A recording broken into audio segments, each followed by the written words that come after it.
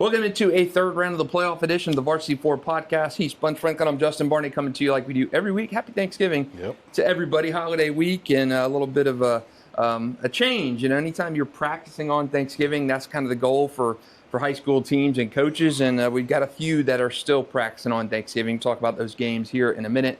Recap last week. Throw out some of these and we'll go over them. If any of these surprise you. Buchholz 29, Nice 17.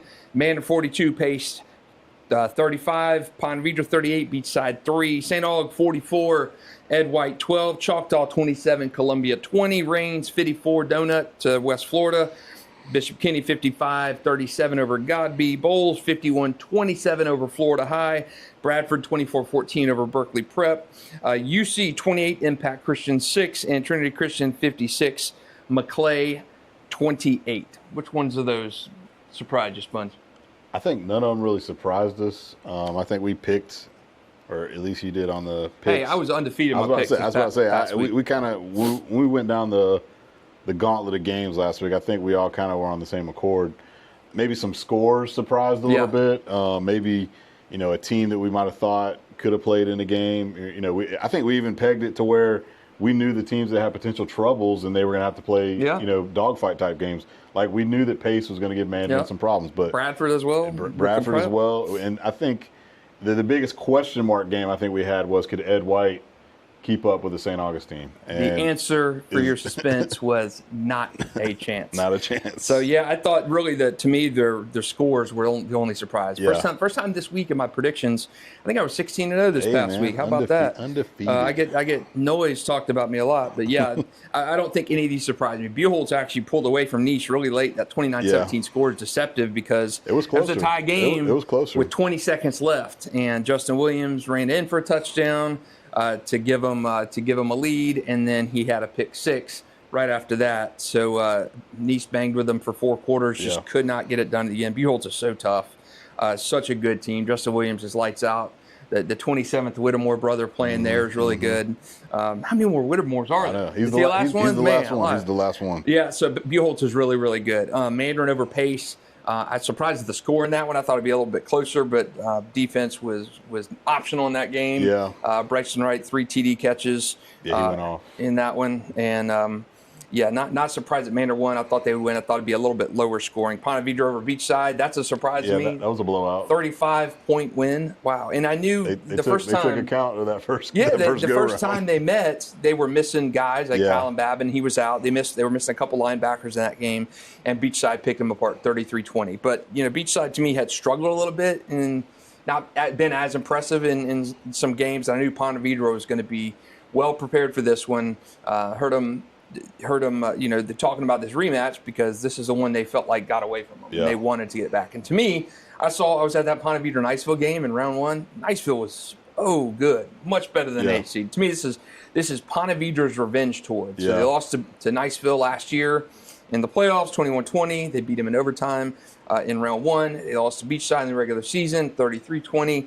Absolutely destroyed them in round 2. And they've got Daytona Beach Mainland on Friday night.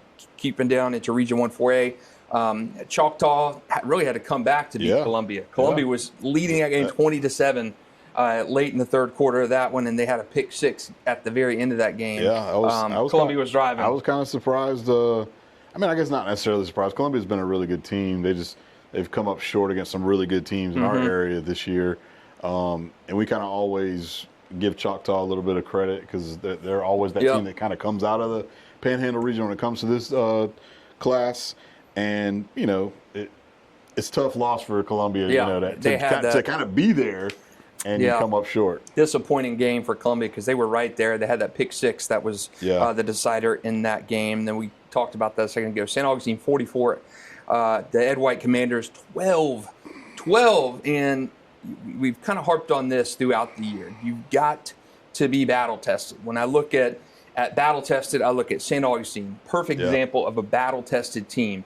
You look at Ed White, not even remotely tested at all. So you're 2 whites if you're 2 loss if you're Ed White.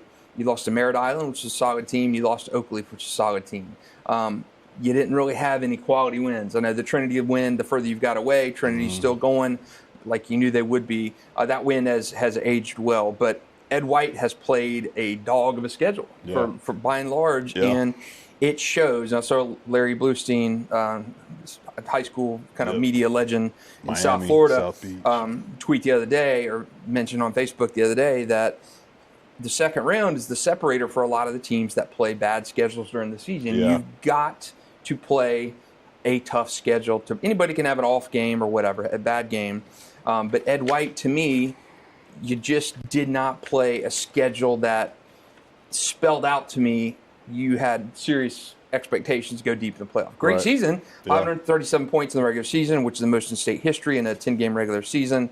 But St. Aug, when I'm looking at St. Aug and Ed White's schedule, St. Aug is playing Bowls, playing Mandarin, playing Nice. I mean, you're playing some guys, some dogs that can stand a bang with you. Ed White played Trinity, played at Oakleaf, and you're not challenging yourself. And again, a part of that goes back to the Gateway Conference. We've made pretty strong arguments about how down the Gateway Conference is as a whole. And you can't lean on those games if you're Ed White. To me, if I'm Ed White, I'm going out when the schedule comes up and saying, I'm getting Reigns on the schedule, I'm getting Mandarin on the schedule, somebody to replace some of these dog games, because ultimately you talk about like that, and we've talked about this a lot, is where, in a sense, like 4 losses, like going 8-4, like 6-4 over 8-2, you might have played 2 to 3 tougher games. To where it kind of like sets you up to basically be like, okay, we're really not that good, or what did we do wrong in these games to kind of get us prepared for when we play another game like this? And that's the whole point of this, is like we've harped on this as like getting conditioned to be ready to play in some sort of a banger type of game.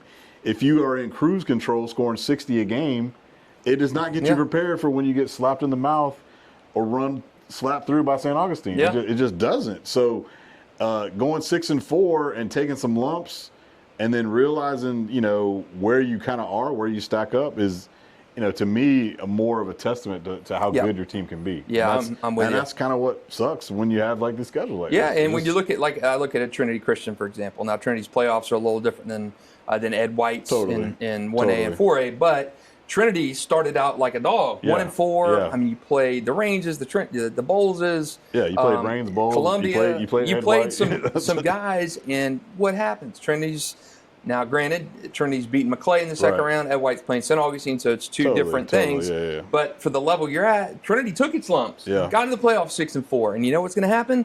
They have a chance to get in the state semifinals again after a tough start, because you're battle tested. You banged with some good teams who've hit you in the mouth, and you've not been able to get off the ground. They could have clearly, like, V-Man could have scheduled, some ducks, and they could have been 9-1 or something. Maybe just played just Bowls or something, and gone 9-1, and you think it's the greatest team in history. And like, again, there's levels to it, to where it's like, it's how you get to where you're at, and so, like, taking some lumps, getting beat up a little bit, it's just the game of football. And when I look at Reigns, now we've talked ad nauseum about Reigns' schedule and stuff. They need to be playing better teams. I give Reigns a pass because they have Miami Central on that schedule. They put Lake Mary on there. They put Lake Mary on there. Lake Mary's still in the playoffs. But Reigns, by and large, Reigns should be playing a better schedule. Now, they did put Miami. That schedule looks a hell of a lot different if you're opening up the Miami Central than it does at 9-0. 9-1 to me with Miami Central on that schedule, heck of a lot better than 9-0 with no Miami Central on that schedule. But you've blasted teams, and for a team like Reigns, which I think will be in the state championship game again. I do wonder what happens. Central and Northwestern play this week on Saturday, that's going to be a playoff game down there in Miami. But like a state championship, man. To me, I wonder how it's going. Let's say Reigns gets back to the championship game again, which I do think they will do. What happens when it's midway through the first quarter and there's a scoop and score for Northwestern or Central, and you're thinking, oh man, this is going to start. How do you respond to that? How do you respond in a game where you're down 2 tutties in that game? Last year they were in that game. They were down big. Quick. How do you respond to that? And that's exactly what so happens. I do think Reigns remembers that game last year, and that's why I think they've just absolutely mauled teams last year. They've been on that revenge tour, and they're saying, hey, we've learned from last year. We're taking no prisoners. Liam Cohen said after that Chargers win for the Jags, he said, we're playing pissed off. And I think Reigns has played pissed off from week 0 onward. They've been playing pissed off all season long because they were embarrassed what happened to them last year. So they got a little chip. I wonder what happens when Reigns, be it, I don't think it's going to happen this week, what happens when Reigns in that regional or that state semifinal against Booker or whomever it is. And that's a tit-for-tat game like it was last year. And they responded last year. Yep. So, but I do wonder when you're in state championship game mode and a Central or a Northwestern has got you pinned back, how are you going to respond to that? Because that's a different kind of intensity there. That's exactly where it's at. And that's where you got to find out. Yes, there's a good amount of kids who were on that team last year who kind of experienced that game, which is good. A lot of your leaders were in that state championship game. Obviously, your quarterback, and some of those guys on defense, and offensive guys as well. They got a ton of guys who have the experience of at least playing in that kind of environment, in that atmosphere.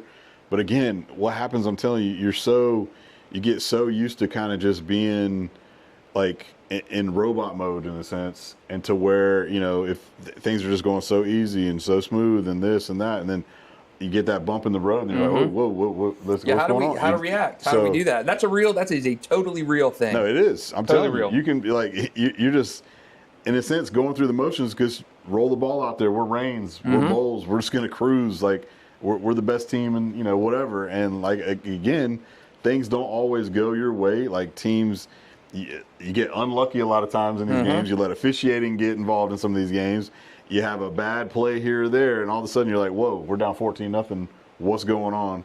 How do you reevaluate, reassess in that game, make some adjustments, and then get back on the right side? Yeah. And so, like, that's the mettle of a championship-type team.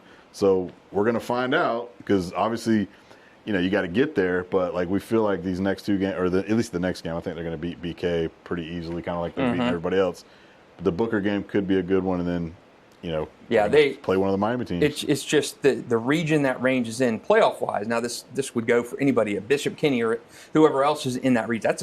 That's a dog of a region. Yeah, BK. If Singapore Reigns wasn't in that region, BK would be in the state semis right now. Crazy. And now, BK is a good team. I'm not taking nothing away from BK. There's always one region. region. Telling me they're the 4th best team in the state when it all boiled down to. Yeah. There's always one region, East classification, that's a little bit softer. Yeah. And because like you say, we just talked about it, the Miami region. Yeah, the Miami. Not even just Central and Northwestern.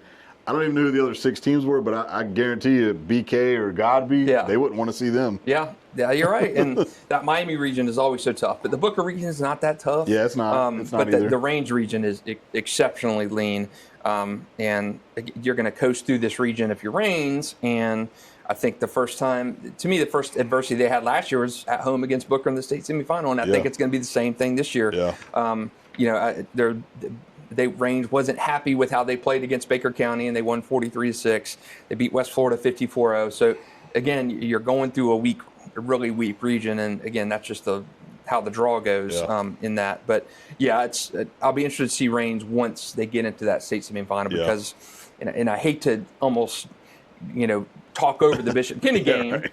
Because BK has been. BK scored 55. They put up a good number on Godby. I know this is not a good Godby team as they've been in the past several years, but anytime you score 50 on somebody, you're doing something offensively. I think Bishop Kenny's coaching staff is really good. Yeah, they can maybe scheme something up to maybe give them a little, just to maybe give them a little something early in the game. Yeah. And the biggest thing for BK is how long can they stay in it? Yeah. And then, to give their guys a little bit of life to be like, hey, we can maybe play with these guys. I just Bishop don't. Kenny is good, and I think they will hang with Reigns for 15 minutes. I don't think it will be. They don't have the horses. Yeah, and, they don't. They've got Caleb Madison is phenomenal. I think he's, I think Xander Edwards is here, and I think Madison is here as the number 2 back. There's that wide of chasm, but Madison to me, he is as good as any other back in the area. Xander is number 1, but I think Madison is right there at number 2. He's good. Reigns has too many dogs on defense, I think, for that game to be close. St. Aug-Choctaw, I think, is going to be a great game. This is the 4th year they met in the playoffs, and the 3rd year in a row they met in the regional final. I've been to those 2 previous games in the regional final, and that's going to be a banger of a game. I feel like looking at the score of them having to beat Columbia in the fashion they did, I don't know. I feel like St. Aug might just roll them. Yeah, I think it'll be a closer. I think it'll be, because I'm telling you, when you get down to this part of the season, Black Friday, you're trying to get to the Final Four. Things tighten up a little bit. So games get a little closer. Like you say, you have a mistake here or two. But I think St. Aug ends up, pulling away in this one. I think they win comfortably is what I'll say. I think St. Aug wins that game as well. We get down, Bowles, no surprise. I thought Bowles would roll in that game. They did. Pensacola Catholic coming here on Friday. Let's talk about Bradford. So Bradford-Berkeley Prep, I knew that was going to be a tough game. Yeah. It was. Berkeley Prep was better than 5-4. Now they get Cocoa. Yeah. This game is tough. Bradford's here's a prime example of a region that's tough. Yeah. Like Bradford's had to play. Their first round game was easy, but then you got 2 bangers just to get to the Final Four to maybe then meet Bowles. Now Cocoa Bradford's going to be a game. This is not traditionally as strong of a Cocoa team it has been in the past. But it's Cocoa, man. They're good, man. They're good every year, and they won an OT over Calvary Christian, a higher seeded team.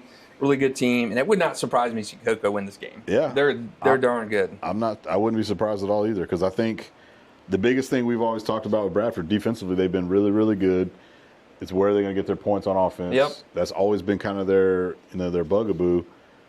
Like I say, it's going to be a heck of a ball game. Yeah, I like that game. I really, that's going to be a good game. That is a tough game, and good that it's in Stark, because I think playing their home field is an advantage for Bradford. They've won some really darn good games down there. Great atmosphere.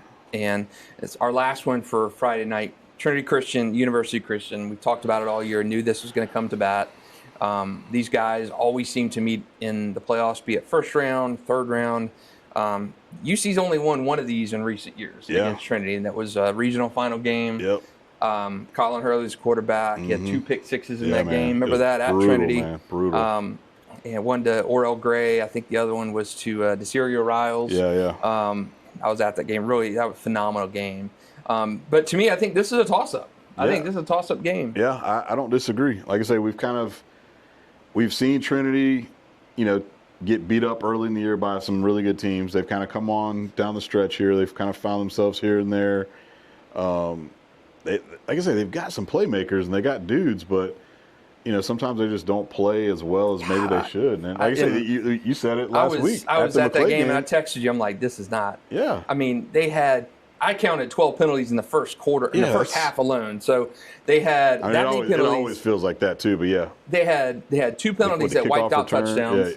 They gave up a kickoff return the first play of the game, an onside kick McClay got right after that. Yeah. So McClay had nothing to lose in that game. I knew Trinity would have the horses to win. Right. But it was 14-7.5. Yeah. They did not look good. Penalties were the killer in that game. Yeah. But UC to me, I mean, they played. We talked about this a time or two, but they played a wonky schedule. Yeah, they played a lot of out of area teams. So how do you respond if you're UC in this game, where you're probably going to be the underdog even at your home field? Yeah. Trinity has kind of been the guy lurking on your shoulder saying, you're not going to beat me. Yep. They did one time. Yep. And to me, it reminded me of Trinity and Bowles. And Trinity almost didn't respect UC because it beat them every time. Yeah. And it got to the playoffs. That is kind of the mentality we've all, like UC, they're like the little brother. Yeah, and it was Bowles' big brother. Yeah, Bowles would always kind of big brother us, And then finally we got Bowles a couple of times, but then now they've kind of got the upper hand on us. Corky Rogers talking when I was working at Hayes, or working with Times Union. Hayes was doing a story on Hayes Carline's at 1010 now. He's doing a story on the Bowles Trinity rivalry, and before that, Corky Rogers hesitated to give Trinity any kind of platform, because it's like, why? They're not on our level yet, my friend. They're not there. They've never won a state title. Yep. They're kind of nipping at our ankles to be with us, and they're not there. Yep. So Trinity won in the playoffs, 17-7 game. First time they beat Bowles. Yep. And I remember Corky the next year saying, "Okay, now it's a rivalry. Now you got my attention, now that you beat us." And I think those UC Trinity games kind of leading up to that regional final a few years ago, UC hadn't beat Trinity since maybe the 80s. I don't think in my coaching career at Trinity, I never lost to UC. It wasn't even close. And those games were big time blowouts. Blowouts. There was a couple games that got a little tighter than they probably should have been, but we won all of them. There was one game in the early 2000s when Trinity rushed for like 600, 700 yards in a game against UC. Crazy. But so UC beating Trinity that one year. It was 3 years ago, maybe. Yeah, it was. Yeah, 3 years ago. Yep. In the regional final, with Colin Hurley, LSU bound quarterback. Yeah. Threw 2 pick sixes in that Webb game. was there. And I remember talking to Colin at media day that year, and asked him about UC. I said, it's going to come down to you and UC again. And do you like that rivalry? And he's like, that's not a rivalry. And it's, in fairness to him, it wasn't, because UC hadn't beat them. So I think that game, when Orel and DeCirio had such a good game, really kind of changed the shape of that rivalry, saying that UC could bang and win that game. So yeah, I think that is going to be a good one yet again.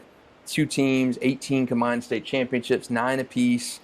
David Penland III's got a few. Verlin has got 9. I think that's going to be a good game. All right, I'm going to go through this week's schedule for you and throw them in. How about Georgia teams? We had bad week in Georgia. Ware County blown out. Brunswick 49 blown out. nothing. Yeah, man. It was that Brunswick game. I don't know if you saw that, but Brunswick and Gainesville. Gainesville was up 42-0 third quarter. Bench clearing brawl happens. They stopped the game third quarter and gave Gainesville the win. Be interesting to see if any suspensions come out of that. So Brunswick gets pounded.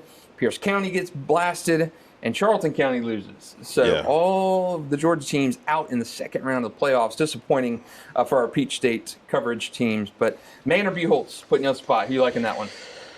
I'm telling you, man. You asked me this right before we started, and I haven't talked to Kiwan to get my Buchholz update yet. So I'll give him a call later this week. I don't know, man. I'm feeling Mandarin.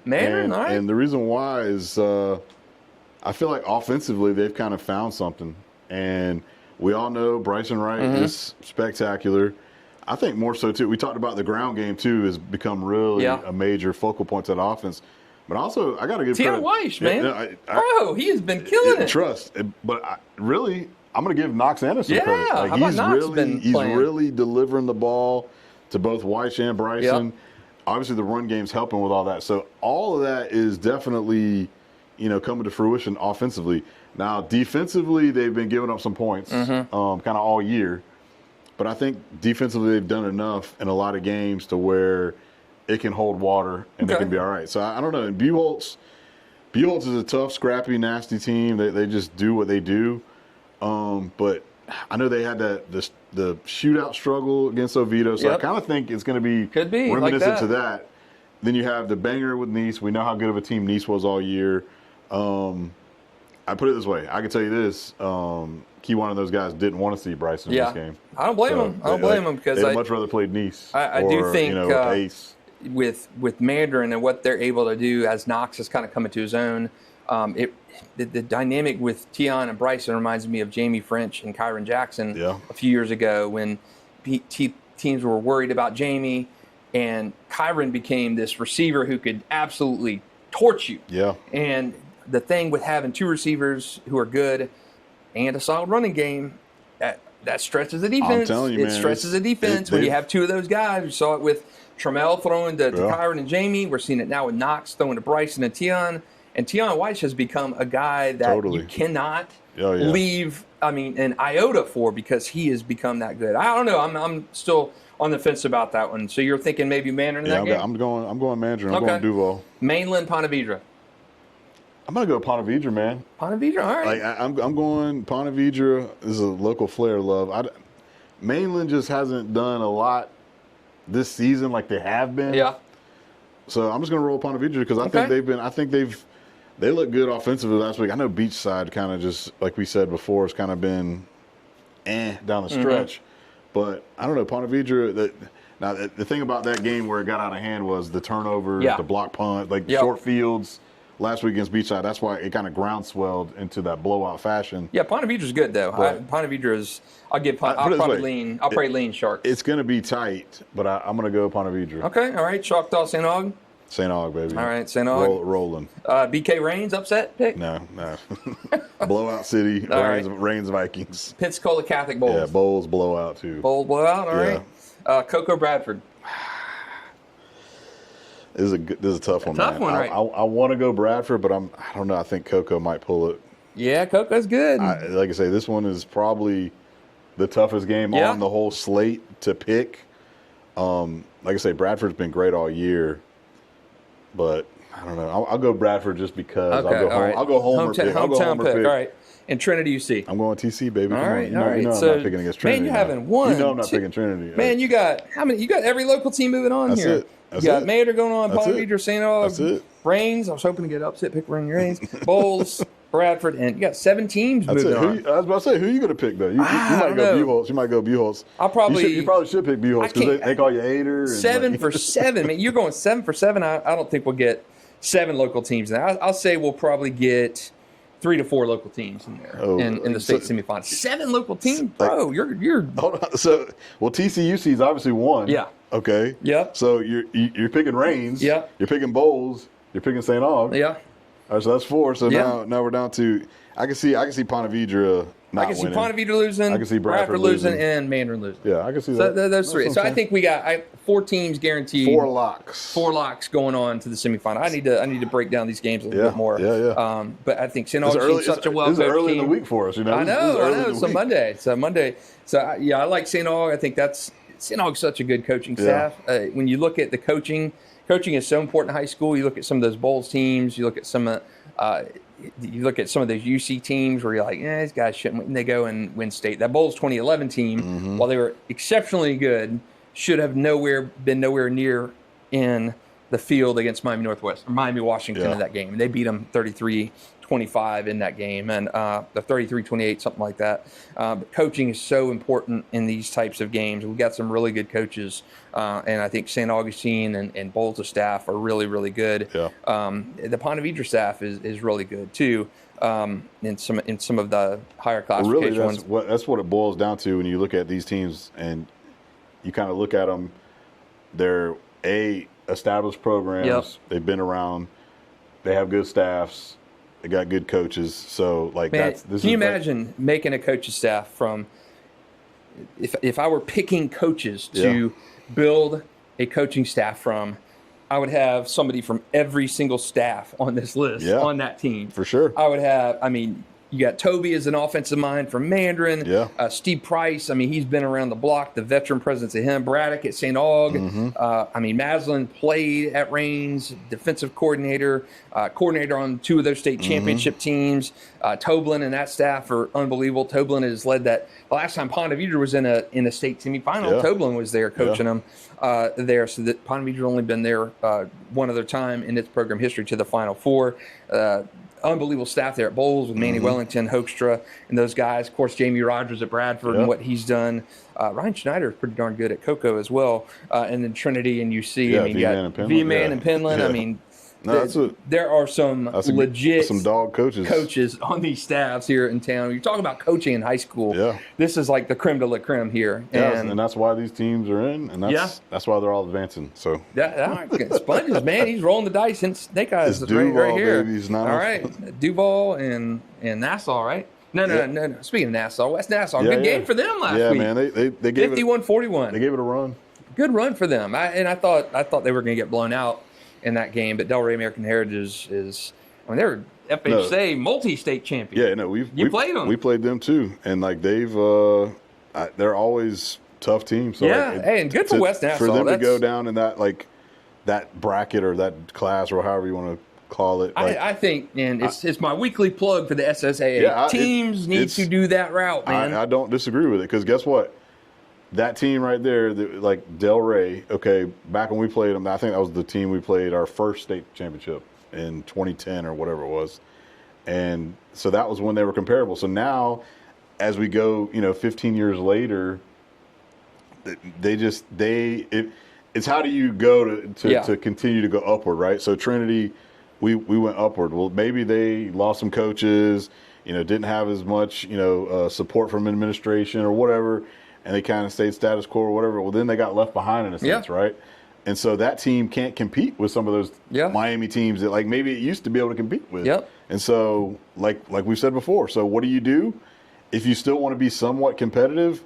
If you got to go down a notch, go play in this to where you can go play in a game like they just did against West Nassau. And I'm telling you, man, West Nassau, perfect for them, perfect for Fernandina. Yeah. So many schools need to take that route because I mean, West Nassau got almost an extra month of football out of that for the student body and population. They got to play in a true state championship game. Yeah. I think it was fantastic for them to do that, and I think more teams need to explore that path. Other head football coaching changes. We got new coach at Hilliard, new coach at Camden County. Sandalwood, Ridgeview looking for new head coaches as well. So the wheel kind of turns in high school football. I think we're going to see a lot more moving on head coaches and stuff after the holidays pass. But, man, we've got some good ones on Black Friday. And you going to go out to any game? Yeah, I'm Kiwan wants me to come down to Gainesville. All right. I might be at the obviously TC. Yeah, right. Obviously TCUC is where I was predestined to go, so it'll be one of those two. Get your headset for Friday night to call some plays. Yeah, exactly. Dial a few up. I'll sit up in the booth with Gus. Oh, man. Well, happy Thanksgiving to everybody. Happy Black Friday shopping if you go out and celebrate. He's Sponge Franklin. I'm Justin Barney. Thanks for listening to a Week 3 playoff edition of the Varsity 4 podcast. Thanks for watching. We'll come back to you next week and talk about some state semifinals.